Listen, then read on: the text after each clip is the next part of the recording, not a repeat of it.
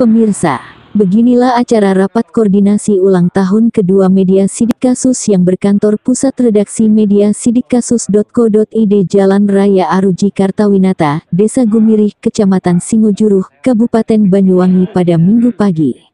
Acara tersebut dihadiri oleh pimpinan redaksi Sidik Kasus Teddy Syahrudin, SH, Dewan Penasehat Rudi Hartono, Kabiro Sidik Kasus Banyuwangi H. Ahmad Nur Chafa, beserta seluruh jurnalistik Sidik Kasus yang ada di seluruh Indonesia. Teddy Syahrudin selaku pimpinan pusat redaksi Sidik Kasus mengatakan, salam sejahtera bagi kita semua, pada junjungan kita, dan lain sebagainya. Saya selaku pimpinan redaksi Media Sidik Kasus sekaligus Direktur Utama PT Balkis Putra Intermedia, yang mana insya Allah pada bulan Maret nanti, pada tanggal 20 dan 21 Maret, tepat jatuhnya hari ulang tahun Media Sidik Kasus yang kedua tahun.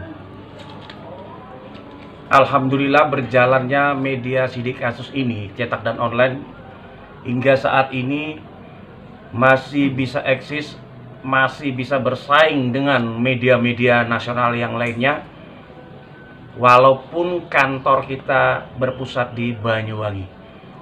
Karena sebagian besar media nasional itu rata-rata itu kalau nggak di Surabaya, Jakarta. Tapi alhamdulillah di Banyuwangi ada media nasional yaitu Sidik Kasus. Selang waktu yang sudah mungkin bisa dikatakan masih seumur jagung, baru 2 tahun nanti, alhamdulillah sudah banyak mendapatkan penghargaan-penghargaan piagam maupun sertifikat dari beberapa instansi, organisasi, bahkan terakhir insya Allah Media Sidik Kasus akan menerima sertifikat penghargaan dari Kedutaan Besar Maroko atas kiprah dari berita-berita yang ditayangkan. Dan syukur alhamdulillah berjalannya waktu selama 2 tahun Media Sidik Kasus ini, banyak hal-hal, banyak rintangan yang kita hadapi. Salah satu contoh adalah anggota-anggota kita di biro-biro yang lain mengalami persoalan-persoalan terkait pemberitaan yang katanya ada yang dibilang copas, ada yang melanggar hak cipta dan sebagainya. Tapi syukur alhamdulillah kita masih bisa menghadapinya dengan baik. Kita hadapi dengan secara musyawarah dan mufakat. Bahkan apa yang dituduhkan berita copas itu tidak benar. Karena apa? Biro kita sudah langsung memang di lapangan investigasi secara akurat, sesuai dengan moto kita itu adalah aktual, tajam, terpercaya. Dan akhirnya media yang sudah mensomasi Sidik Kasus sekarang menjadi partner dan bersaudara.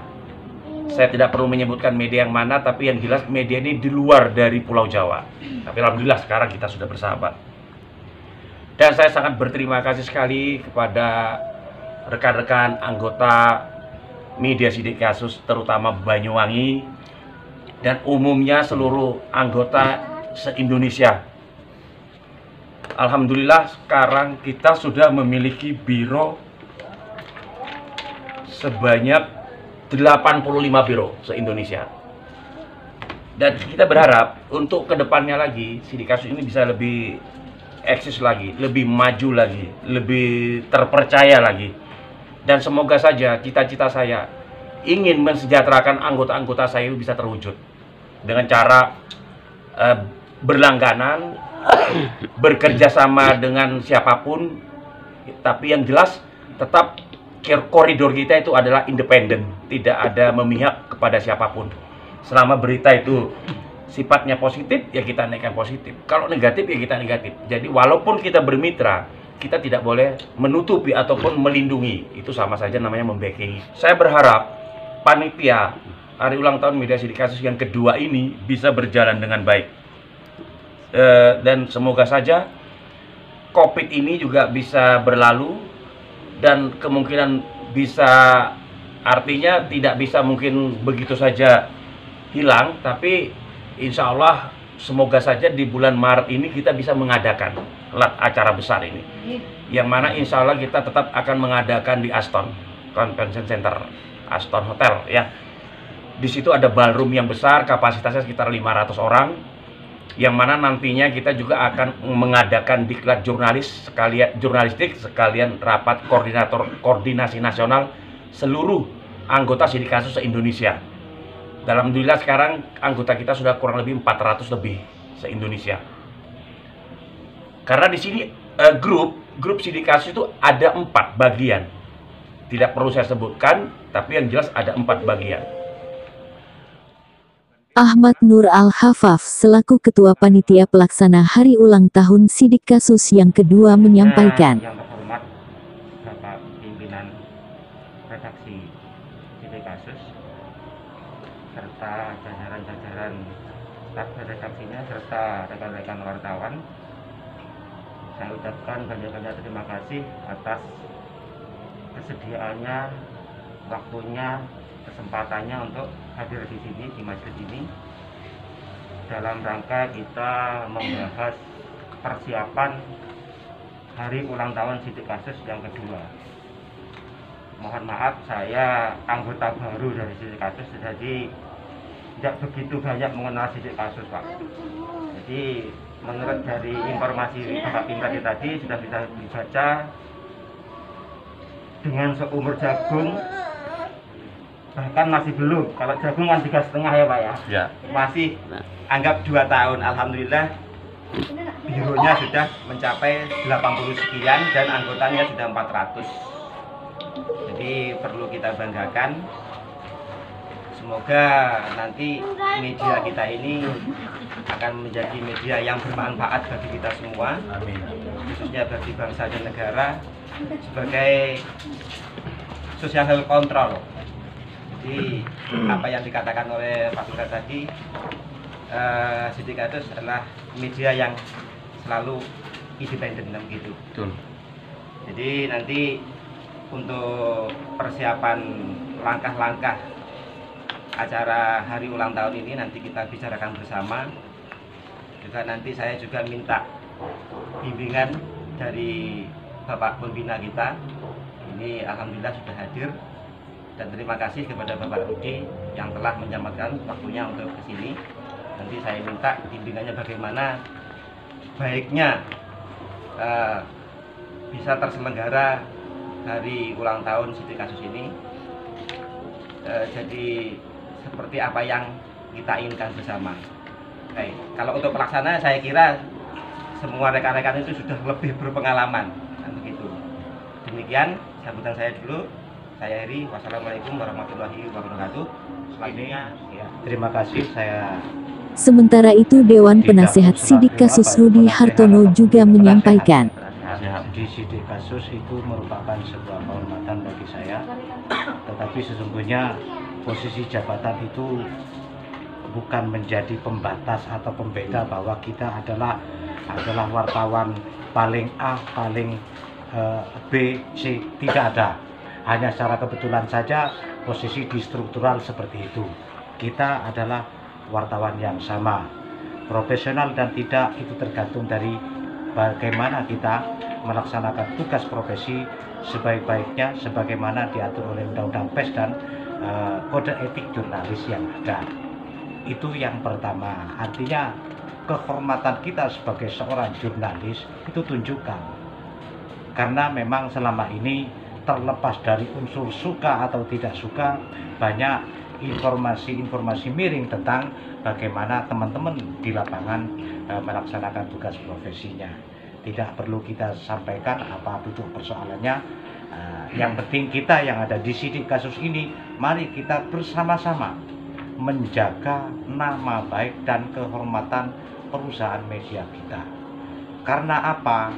Sesungguhnya power daripada bahwa itu media yang katakan terpercaya dan lain sebagainya, sehingga seperti tadi disampaikan bahwa Sidik Kasus sudah beberapa kali mendapatkan penghargaan dari berbagai elemen, itu artinya adalah sebuah kehormatan yang besar. Mari kita jaga bersama itu. tinggal bagaimana kehormatan-kehormatan yang kita terima, penghargaan-penghargaan yang kita terima, itu menjadi sebuah nilai manfaat yang baik bagi rakyat Indonesia, terutama kalau di Banyuwangi adalah bagi rakyat Banyuwangi. Sesungguhnya kita adalah juga pelaku dari pembangunan itu sendiri. Pemerintah tanpa media juga nonsen akan menjadi sebuah kondisi yang betul-betul diterima oleh masyarakat. Peran media harus diakui mulai dari sejak berdirinya negara ini. Bahkan peran media lah berdirinya negara ini juga tercipta. Oleh karena itu, mari ulang tahun ini, sebenarnya ulang tahun ini hanya sekedar sarana komunikasi kita di lingkungan keluarga Sidik Kasus, supaya ada sedikit ya penyegaran, sehingga dibuatlah sebuah momen acara namanya ulang tahun. Atau setidaknya di momen ulang tahun itu kita mendapatkan informasi-informasi apa yang menjadi kendala dari teman-teman wartawan yang ada di biro masing-masing, sehingga di momen ulang tahun itu juga para pemegang kebijakan di Sidik Kasus akan memberikan masukan-masukan. Tentang teknis pelaksanaannya, saya kira panitia lebih paham bagaimana caranya ulang tahun itu bisa terlaksana dengan baik. Itu yang paling penting.